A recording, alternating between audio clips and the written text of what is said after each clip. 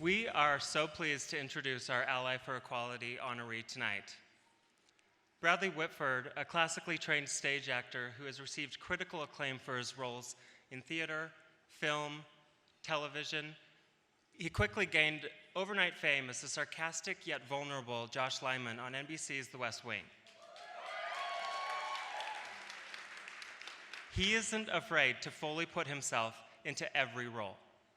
This couldn't be truer than in his current recurring role on Amazon's award-winning groundbreaking series Transparent opposite of Jeffrey Tambor. Let's take a look at some of Bradley's work.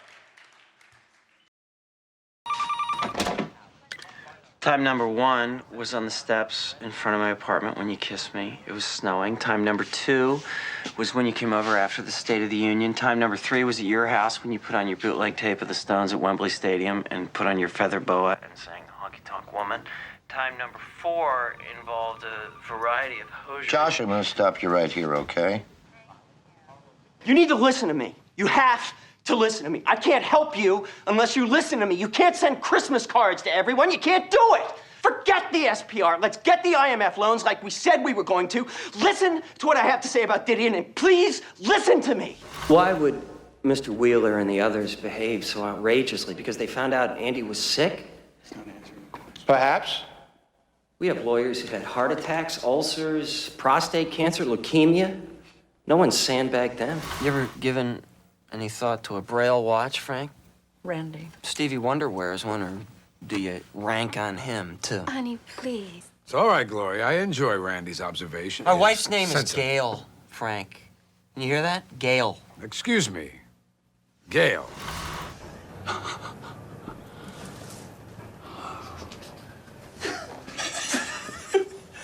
Hello? Oh, hello. I'm Marcy. Let me guess. The coach didn't say a word, right? Yeah, it's because he's a douchebag. Don't tell your mother I said that. 32 states have passed laws banning same-sex marriage. The states are doing a fine job protecting themselves from a radical social agenda without a federal shield. Josh, I like you guys who want to reduce the size of government, make it just small enough so it can fit in our bedrooms. Joining us now live from Hollywood is the West Wing's Bradley Whitford. First of all, Mr. Whitford, I hope you heard me say that your industry is destroying America. And second of all, I'm a huge fan. I have tremendous impatience with this issue. I can't believe with all the problems that we're facing in this country that we're still having an argument about whether or not two people should commit to each other. The absurdity of this logic, which becomes an excuse for discrimination, is unacceptable in this country. It's interesting to me that this show is seen as groundbreaking because it really celebrates some really traditional values. Rugged individuality, family, life, liberty, the pursuit of happiness. It's a privilege to be a part of it. Thank you, Jill.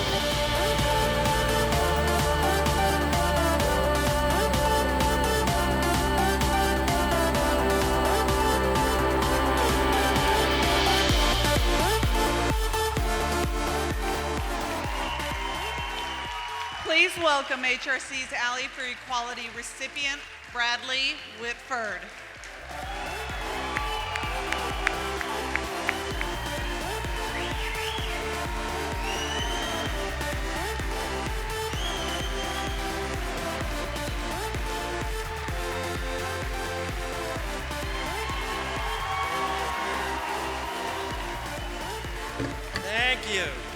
Thank you. On behalf of the acting president of the United States, I want to thank you all for supporting the incredible work that the Human Rights Campaign does. I want you to know there is no other place on the planet I would rather be than right here at a Human Rights Campaign gala the day after yesterday's historic ruling. You kidding? We're gonna go late tonight, I think. So Mike, actors get too much attention.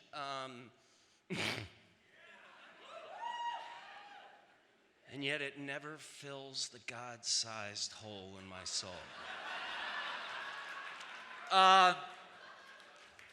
But I want to honor you, Human Rights Campaign. You have been there from the beginning. You have been proud, you've been persistent, you've been fighting. When I first moved to New York, 1981, and there was a scourge that was killing people I loved, my friends and my mentors, we had a president who wouldn't even say the word AIDS. You were there, proud, persistent, fighting. When I was worried about the safety of my transgender nephew and the criminal justice system was refusing to acknowledge crimes against LGBT people as what they are, as hate crimes, you were there, you were proud, persistent, fighting. When insidious discrimination in the workplace became too much to ignore, and it became time, it was clear that legal protections were necessary, you were there, you're proud, you're persistent, you're fighting. When even our most sympathetic politicians didn't have the intestinal fortitude to speak out for what they knew was right, you were there, you were proud, you were persistent, you were fighting. And when the battle finally broke out into the open recently with such shocking alacrity, when it became suddenly clear that the people, after decades of your advocacy, of your education, the people ahead of the courts, ahead of the politicians, made it clear that they were ready to hold this country to its own spectacular promise, you were there. You were proud, you were persistent, you kept fighting. You made that happen.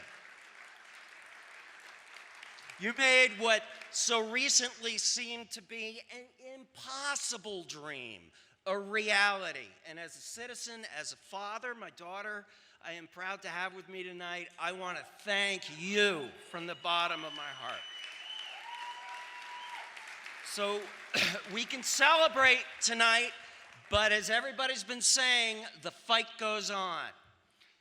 Remember, in 1964 and in 1965, this country passed what we're trying to get. They passed the Civil Rights and the Voting Rights Act. That was half a century ago. And as the horrific events in Charleston remind us, the pernicious legacy of discrimination reaches far beyond the passage of any law or any court decision. The fight goes on. And I don't just mean, I'm not just talking about the obvious obscenity of brutal violence.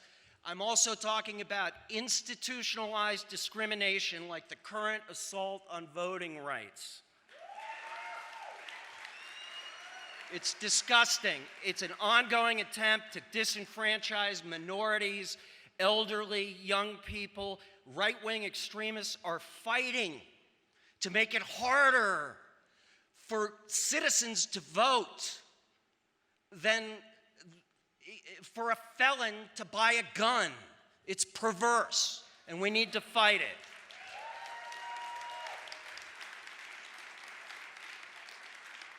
It's astonishing. A half century after we pass the Voting Rights Act, we live in a country that is actually moving in the direction of making it easier for a felon to buy a gun than for a citizen to vote.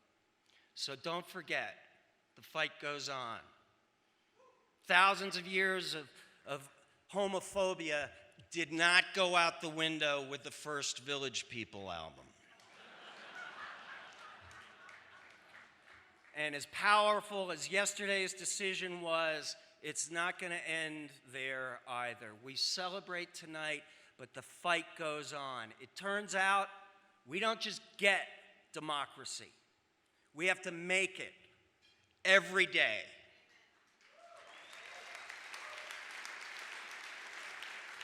And nobody gets the human rights they so obviously deserve without a fight. So the fight goes on. So thank you, Human Rights Campaign. I know that you will be in the thick of it just like you've always been. Proud, persistent, fighting. The fight goes on. We're getting closer, but we're not there yet. The fight goes on. I thank you for this. I'm taking a water.